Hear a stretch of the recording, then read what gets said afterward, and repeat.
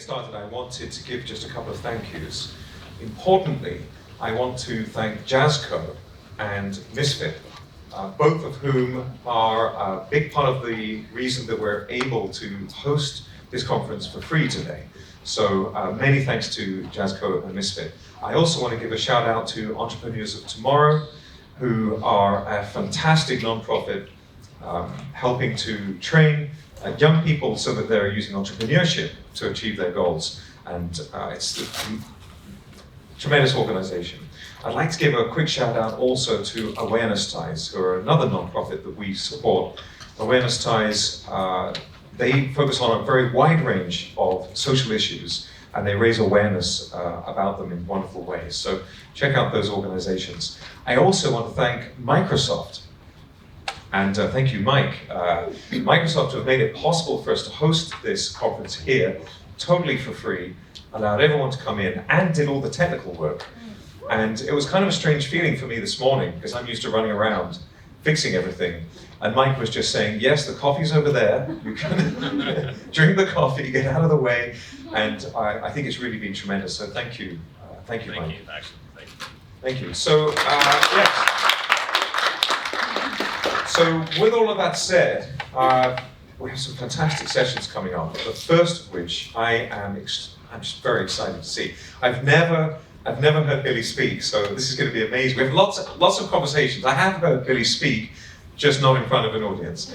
So I'm very much looking forward to presenting to you Billie Carn, who now I'm going to misrepresent Billie now as an expert on Maverick Wisdom. That's how I would introduce Billie.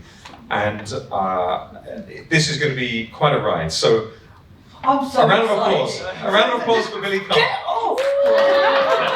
Okay, so if I start talking fast, please stop me, because my heart's beating, not because I'm scared, I'm just so fucking excited.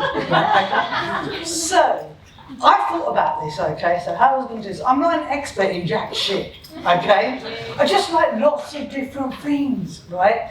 Like, I'm really good at eating cake. Like, that could be a bigger expertise than the Maverick thing. Ice cream, yeah? Anyway, so, when Maxim said, hey, do you want to talk at the creativity conference? I went, what? And he goes, anything. I went, holy fuck. Right? Oh, I swear a lot, just in case you missed it. So, I thought, what if I don't have a slide deck? What if I just kind of ramble on with an idea and get everybody to work? So the first thing I was going to do is I was going to actually get up and get to run around, but then I thought, shit, they put me after lunch, can't do that, you'll be jumping up. So, what I want you to do is I want you to do this. I don't care what you do with your hands, I want you to fucking wake up and listen, right? Excellent, right. And anytime I see anybody looking like they're going to sleep, I'm going to stand them out. And they're going to have to do that again, right? Now you've all got my attention. Scared now, aren't you? Okay, so I thought, how are we going to do this? And I hate this whole business of being a sage on a stage, because you all have so much to teach me. It just so happens that he asked me to stand here. So, what I want to do is, we're going to have audience participation. Yes. Okay. Maxim did something really beautiful this morning. He did a lot of beautiful things. But one of the beautiful things he did was he said, this is how I see creativity. So, Maxim, are you paying attention? Almost. Oh, mate, I'll make you stand up. Right. Okay, so Maxim, say again to everyone, remind everybody what you said creativity was. My definition of creativity is any intentional decision. That's it. Any intentional decision. Okay? Mike, you also came just before lunch and said, oh, I think creativity is, so what's your definition? Well, how much time do I have? No, just kidding. Put your hands up, I'll make you put your hands up. Thank you again for coming. By the way, for me, my definition of creativity is the desire to do something new. The desire to do something new. So now what we're going to do is, it's not fair that I do all the talking, right? I'm going to dance around and swear anyway, whether you like it or not. So, I would like, if you want to volunteer, otherwise I'm going to come and find people. So if somebody's got their definition of creativity, what you say, thank you for volunteering. I think it is the willingness to create without fear of judgment. The way a 5-year-old can create a piece of art and they know it's going to be praised and they're not afraid it's going to be judged as being bad. And I think we can kind of lose that as we get older. Okay, so now so I could have paid you for that perfect segue. That guy eating a sandwich over there who doesn't know I'm about to shout him out is actually my partner. Who is the opposite personality from me, okay? So, I know you're getting that for Charlie Mott, but if somebody asked you how old I was, what answer do you give them? About 3.5. I haven't got time to tell you that I used to be a children's nurse and all this stuff, and I just never grew up. I still play hopscotch if there's squares on the floor, you know. I still have a bubble machine. I still have a space hopper in my house.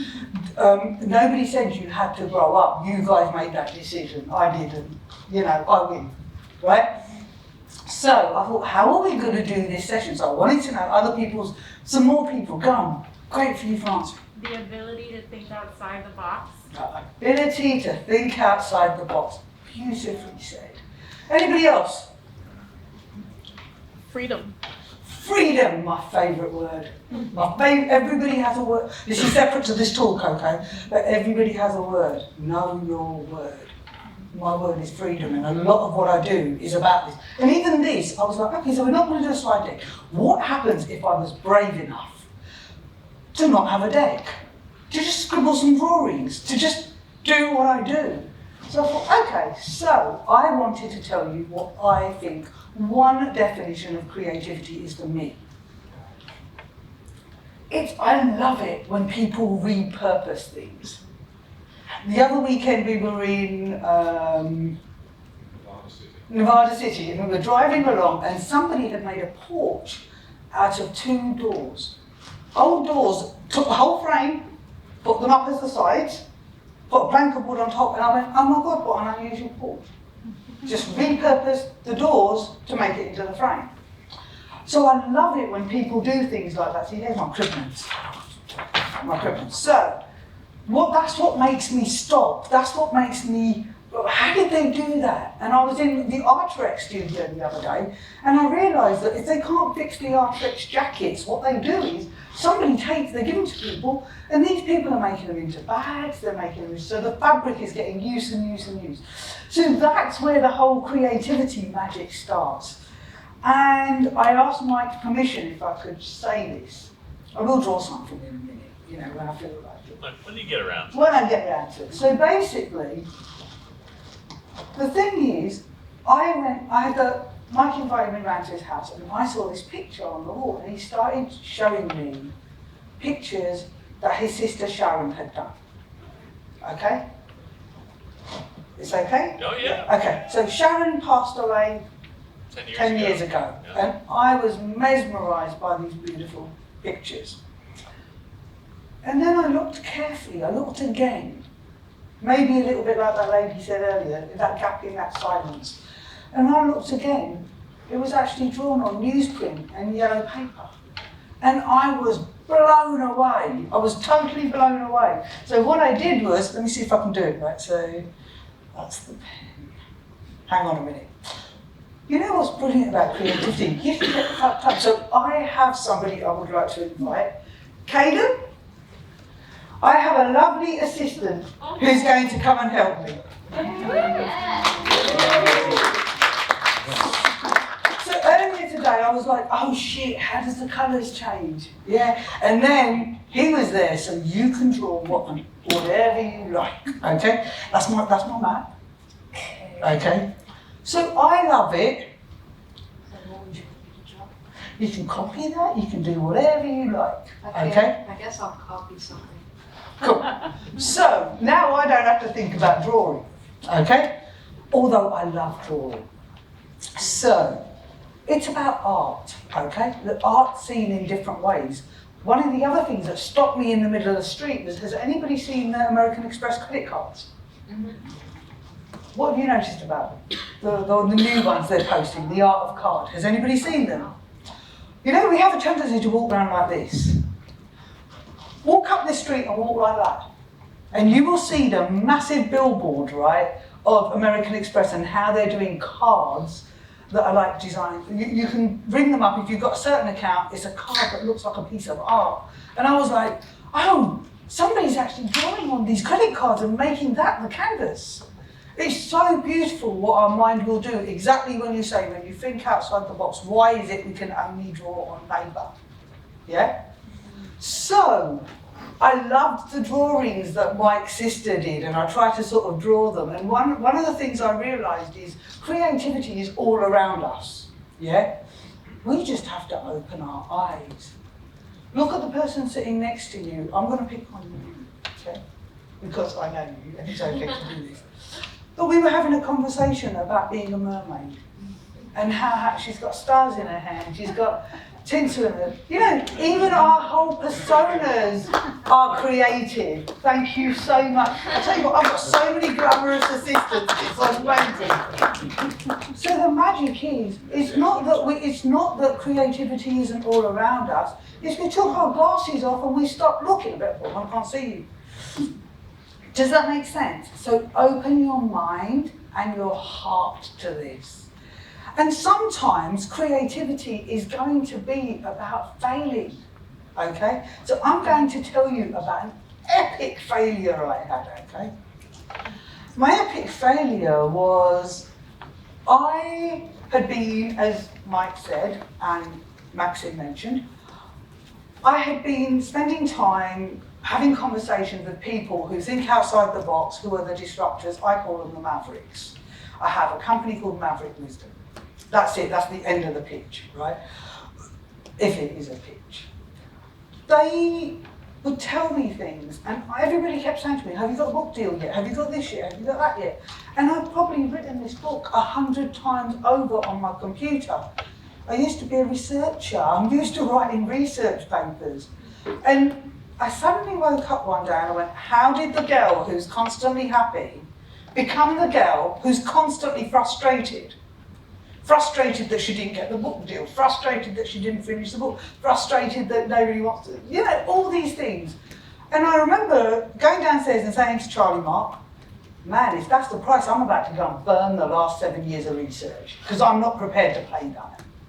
So what I did is, I'm going to do something that I've never done, but creativity comes on the other side of things you've never done. So what I did was, I got myself a journal, okay? This journal, Free Spirit, had been sitting on my shelf empty for 4 years. And then I thought, okay, now, normally I don't do this, and creativity also comes from being vulnerable, okay? So I'm being very vulnerable. And I'm going to read you what I wrote.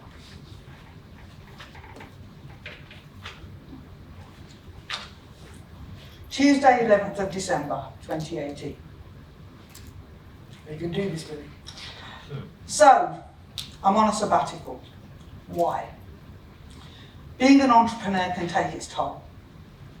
Gone from being happy to constantly frustrated. It's affecting my health. Mavericks became 24/7. Lots of work with no end or appreciation in sight. I feel like I've lost my way. What am I learning? When I try to conform, I fall flat on my face. This time it feels like a faceplant on concrete. So I started writing. I did The Artist's Way, if anybody knows that book. I did The Artist's Way, I kept writing these journals. And then what I did was, I just started taking a break, going to coffee shops, and I'm going to see if I can show you some stuff with you. And I just started drawing. I would walk into coffee shops and just draw. Like, has anybody heard of yogi tea bags? I just clicked all the box and started writing what I thought about yogi tea bags. I would find the weirdest, Johnny Walker Blue Label. I always wanted to drink that. That was the time I drank Johnny Walker Blue Label while watching The Gentleman's Wager. Historic moment in my life. I started just writing things about, what am I grateful for? What are these things that are inspiring me? What's making me happy? What's making me sad? And then on my birthday, just so you know, I decided to go. This is one of my favourite pages. Okay? I can't believe I'm showing you my bloody journal. Okay? And in there it says all the things that I was feeling. Things that, really hurt me, and things that were, just weird. So I told him about when I went to the Beat Museum. What hit my heart was a letter that Jack Kerouac wrote to Marlon Brando, asking him to make a movie of On the Road. So Jack Kerouac writes to Marlon Brando, I want to make this movie, I want your story.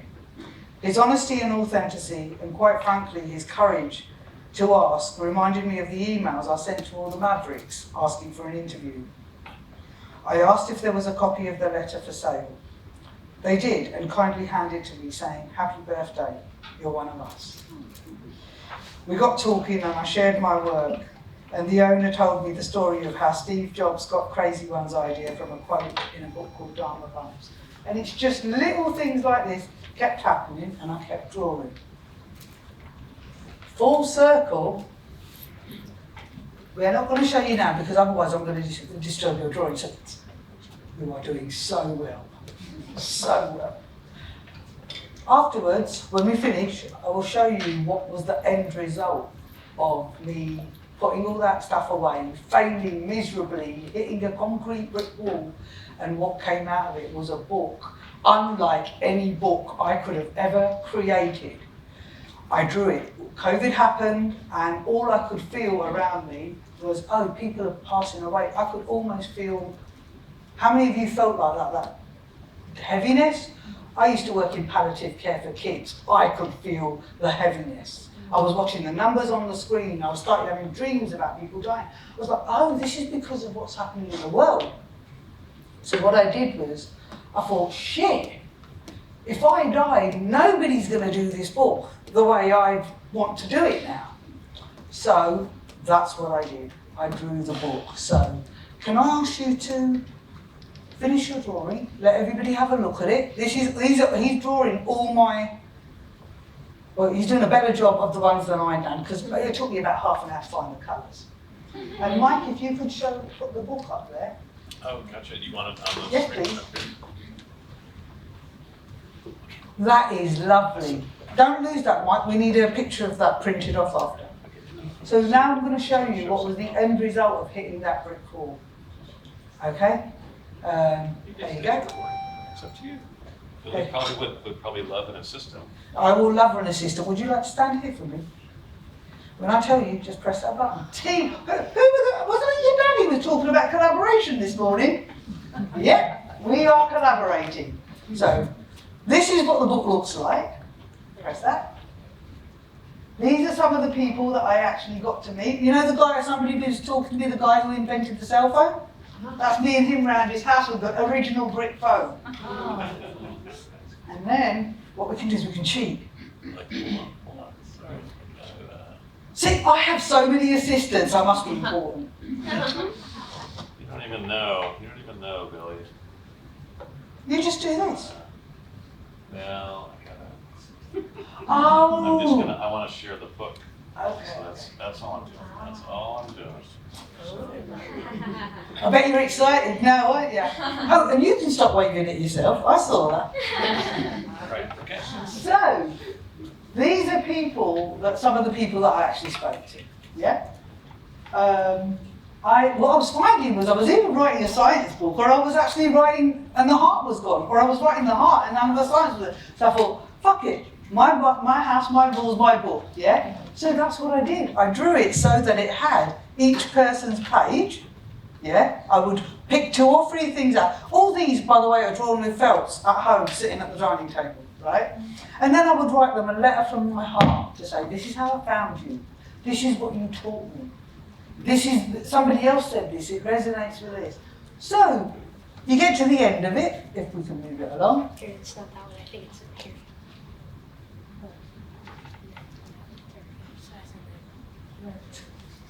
Thank you so much. I told you when I saw him drawing, I went, hey, do you think you could help me with my talk? The very end? Yes, you went good, we're good. Okay, so I picked up themes like spirituality, the last one being business as a force for good. If you press that arrow, yeah. And I never do anything girly because I'm such a tomboy. So I thought, what happened if I went there? What happened if I went to that other creative space? So Thursday I had an idea, which was, what if I wrote a book and just gave the money all to the girls' charities? By Tuesday I had lined up the Malala Fund and Girl Up at the United Nations who said, we've never done this, but we think we might like to work with you. So stepping out of that comfort zone of what you normally think is creative. Oh, by the way, I had never drawn before I started doing this. And one of the highlights of my life, okay, was taking this to be printed. And the guy said, oh my God, who's your illustrator? I went, wow, that's me. And I was like, oh, I can't draw. I mean, like, I have a lot of fun. And then, the other things that have to happen for creativity is you need other humans. Like you helped me. Thank you very much. And you need humans like Mike. This book has been sitting in a box at home. Mike and I become friends. Mike PDF the whole book for me. He's the inventor of the PDF, by the way, if you don't know. Right? He PDF the whole book for me. On his evenings, till 3 o'clock in the morning, he worked on this. And because of this man here, I can turn around and say, all those people who asked me, I can say, I finished the book. And what we did with it is, if you go to the website, you just press donate. Anything you donate goes straight to San Francisco Benioff Children's Hospital, because I live in San Francisco. If I lived in New York, it'd go to the Children's Hospital here. Never, ever forget where you came from. I'm still the girl who was the nurse. I'm still the girl who knows how to care for somebody, because the way I say it is, people often say to me, what would you know about business? And do you know what I say? I used to take care of sick kids, now I'm taking care of business. And this would be the bit where I do the mic drop. Brilliant.